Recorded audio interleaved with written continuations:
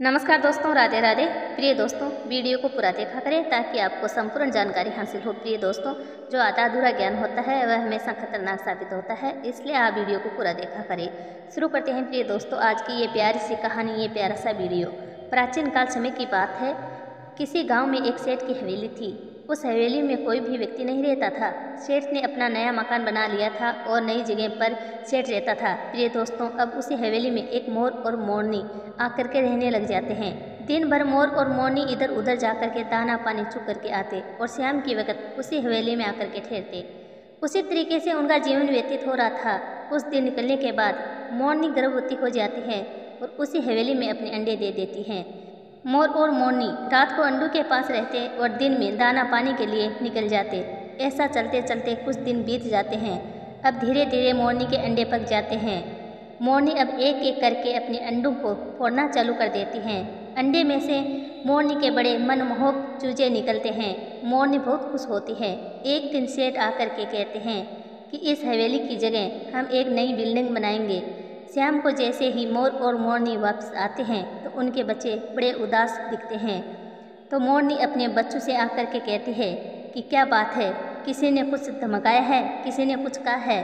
बच्चे कहते हैं कि माँ, आज सेठ इस हवेली में आया और वह सेठ ये कह रहा था कि कुछ ही दिनों में इस हवेली को तोड़ेंगे, इसलिए हमें डर लगता है कि अगर हवेली को तोड़ देगा तो हम कहाँ रहेंगे। तब मोरनी अपने बच्चों से कहती है कि बच्चों, अब हमें थोड़ा सावधान रहना चाहिए। सेठ कभी भी अपनी इस हवेली को तोड़ सकता है। प्रांत काल यह कहकर मोर और मोरनी दाना चुगने के लिए चले जाते हैं। उस दिन सेठ हवेली पर फिर आता है और वही बात दोहराता है और बच्चे फिर दुखी हो जाते हैं। फिर मोरनी अपने बच्चों को समझाती है और कहती है कि आज मैं किसी न किसी नए घर का पता जरूर कर आऊँगी। मोरनी जब शाम को वापस घर आती है तो बच्चों को रोता हुआ पाती है। ये देखकर मोरनी बड़ी दुखी हो जाती है और मोरनी सोचती है कि अब तो सेठ ने हवेली तोड़ना शुरू कर दी है। मोरनी अपने बच्चों को लेकर एक जंगल में चली जाती है और वहीं पर अपने बच्चों का लालन पालन करती है।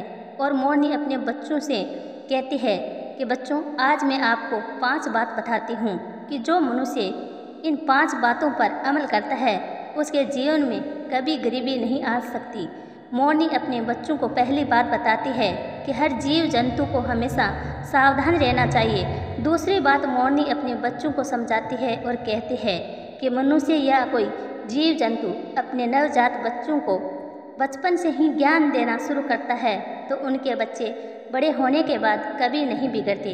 तीसरी बात मोरनी अपने बच्चों को समझाती है और कहती है कि इस संसार में सबसे समझदार व्यक्ति वही होता है जो संकट आने से पहले उस संकट का इंतजाम कर ले, यानी कि बरसात आने से पहले बांध बना ले, वही व्यक्ति समझदार होता है। चौथी बात मोरनी अपने बच्चों को कहती है कि यदि तुम किसी अन्य व्यक्ति की संपत्ति पर रह रहे हो तो तुम उसकी जगह अपना अधिकार जमाने का प्रयास करते हो तो उसका पतन हो जाता है। पांचवी और आखिरी बात मोरनी अपने बच्चों से कहती है कि जो लोग विपदा आने से पहले ही डर जाते हैं तो उनका पतन हो जाता है।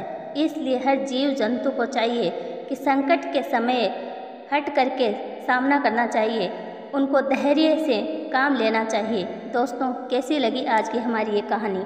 अच्छी लगे तो चैनल को सब्सक्राइब करना, वीडियो को लाइक और एक प्यारा सा कमेंट ज़रूर करना। राधे राधे दोस्तों।